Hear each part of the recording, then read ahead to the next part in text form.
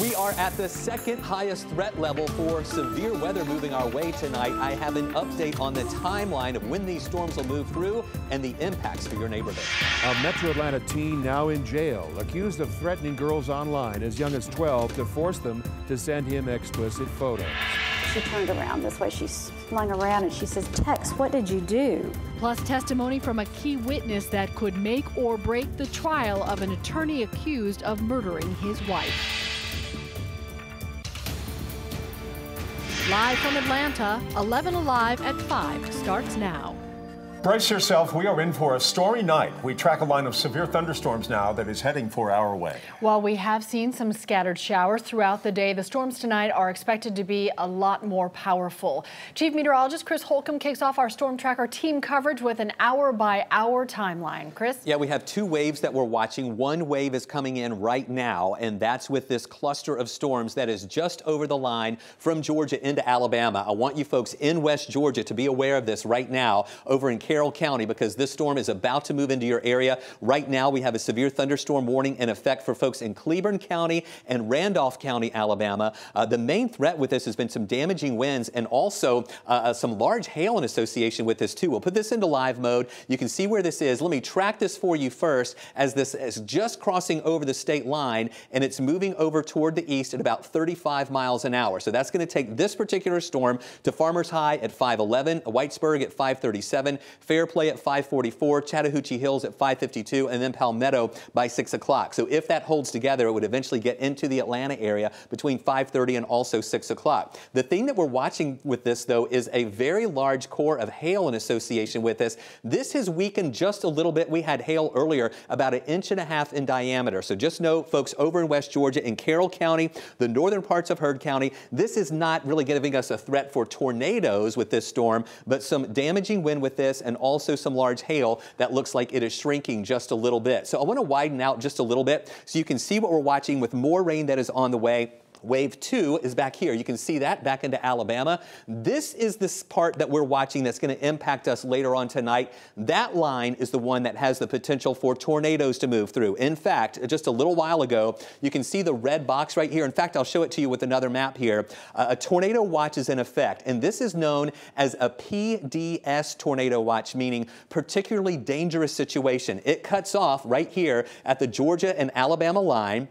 But I do expect later on tonight that this tornado watch will be extended or expanded over into West Georgia and into Metro Atlanta a little bit later on tonight. We'll be watching the development of that main line that is still well out to the west. Now, we've been telling you about this since this afternoon around 12:30. The Storm Prediction Center upgraded the risk categories for Northwest Georgia and even here in Metro Atlanta. You can see the reddish color there in Northwest Georgia from I-20 and right there along the I-75 corridor. That red, that is where we have a moderate risk for severe storms. In Atlanta, we have an enhanced risk. Over to the east in Athens, a slight risk for severe storms. And I know that this can be a little bit confusing at times, so meteorologist Samantha Moore has more on exactly what these risks mean for you. Yeah, as you just said, Chris, all of North Georgia is either in a slight, an enhanced, or a moderate chance for severe storms. So here across the entire Atlanta metro area, we're in that enhanced area, and then the moderate is even one step above that. So the second highest being that moderate risk for severe storms, the third highest enhanced. So this only happens a few times a year, really a handful of days during the year, do we end up with the right ingredients to see this risk of severe weather. So enhanced means that numerous severe storms are possible. They'll be more persistent and widespread. A few of them could be intense, but in that red area where we're expecting to see the moderate, that's where we expect to see widespread. That is a key. Widespread severe storms, many of them could be long-lived and intense. And that is the key word here, Chris. And that's what we're going to be looking for when you time these storms out this evening. Yeah, and tornadoes are part of that recipe. So let me walk you through the timeline of what we're seeing right now. Just a few scattered showers. That activity crossing over the line into West Georgia will move through. It should weaken a little bit as it gets closer to Atlanta. But this is that main line that we're watching for later on tonight. This is at 8 o'clock. Still this evening, we're going to be okay. It's going to be late evening. We're watching this line move through Northwest Georgia. This is at 10 o'clock. It's in this line where we're going to see those bands of heavy rain, large hail, damaging winds, and that potential for tornadoes. tornadoes. It'll keep tracking closer to Atlanta, the North Metro area between 11 and midnight, and then through Atlanta around midnight and 1 o'clock, and then moving on to the east of the city from Athens on down to the south toward Lake Oconee. By 2 o'clock, a lot of this is going to be pushing out of our area, covering parts of the south, and then moving out once we get to about 4 o'clock in the morning. Stay with us.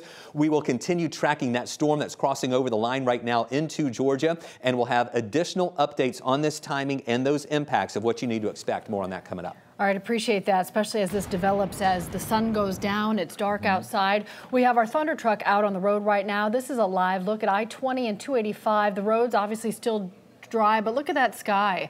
It's very gray, and it's imminent what's happening. Meanwhile, 11Alive's Naima Abdullahi is live in Floyd County, where they could get hit hard later tonight, Naima. Right, and it hasn't started raining in Rome yet, but Floyd County is already taking steps to make sure they're prepared for it. The school district has canceled all after-school activities throughout the county. Like Chris mentioned, it's what's going to happen later tonight that brings up some concerns. So we gathered some tips for you to make sure you're prepared and you're safe throughout the overnight storms. First, charge your cell phone before going to sleep, and make sure your phone is set to receive weather alerts in case any warnings are issued overnight. Keep weather radio and flashlight handy so you're prepared if the power goes out while you're sleeping.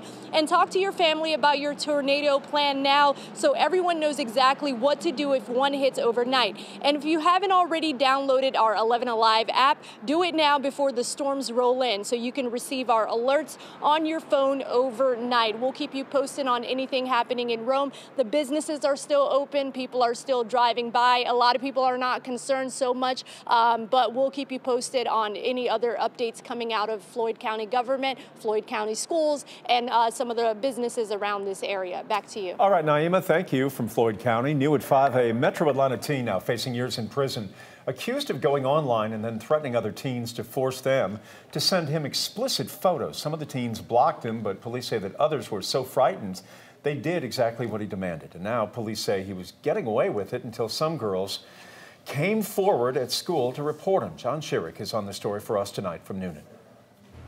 Police say a now former Noonan High School student was scamming girls online, threatening them and their families if they didn't send him nude photos of themselves. The suspect arrested, 17-year-old Giovanni Jacob Adamson. Police say Adamson shielded his identity online and contacted girls from school through social media, demanding that they send him nude photos or else. Noonan Police Sergeant Jim Beneke. He was threatening them, threatening violence on them, violence on their family if they didn't send some type of photographs to him. They became scared enough that they decided to go ahead and send him some nude photographs. Sergeant Beneke says 17 girls have come forward so far to file complaints against Adamson, girls between the ages of 12 and 17. Adamson's phone with its potentially incriminating evidence will be analyzed by the GBI Crime Lab.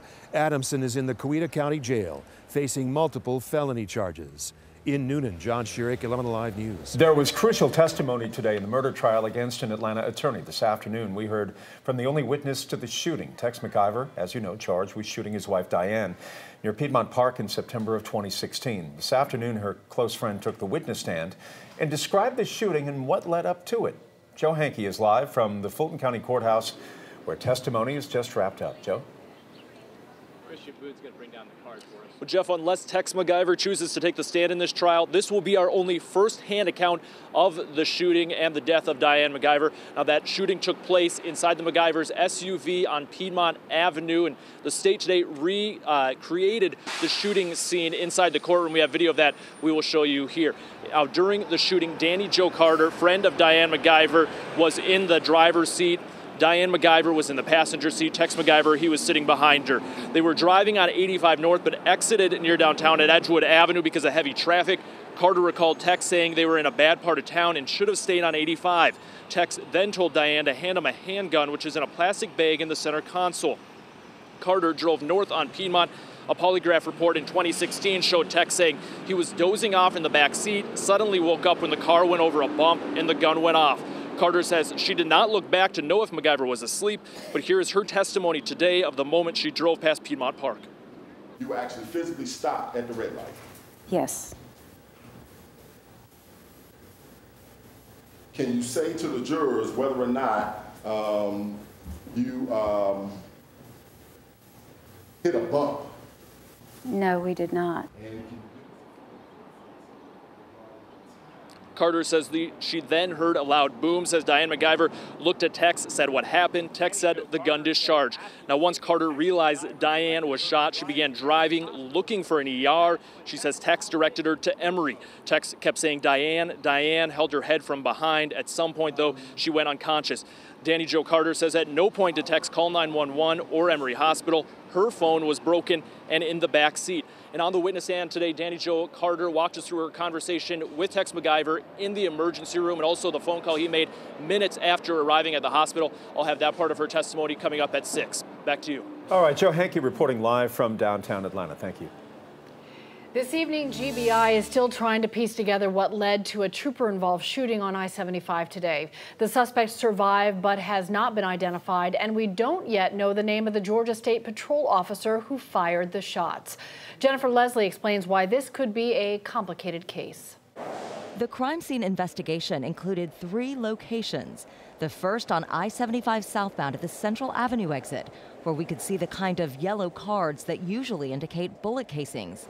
This was where shots were fired by a Georgia State Patrol trooper who stopped a driver running from Atlanta police over a stolen tag. They conducted a pit maneuver in the vehicle while the trooper was outside of his car.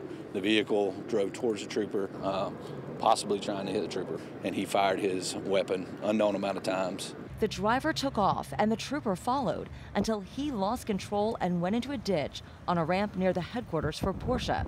This was the second location. The trooper was not hurt, but his vehicle was damaged badly enough that it had to be towed away. The third location was Porsche Avenue, which runs parallel to Central Avenue. This is where the driver ditched his car and ran into the woods. But he didn't get far. Atlanta police caught him, arrested him, and had him transported to Grady Hospital in stable condition. Investigators spent much of the morning examining his car, which was hit by several bullets.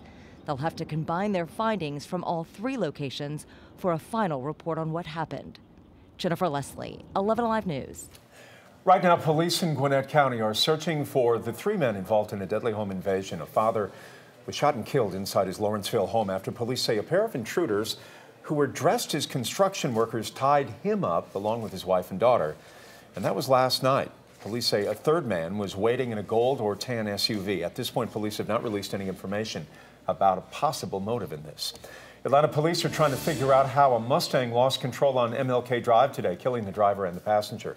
It happened around 8 o'clock this morning. The driver lost control near Chapel Road, and the car then skidded into oncoming traffic. That's when a Ford Fusion coming from the other direction slammed into the passenger side. The driver of the Ford Fusion was taken to the hospital in critical condition. Criminal charges are not expected to be filed in this accident.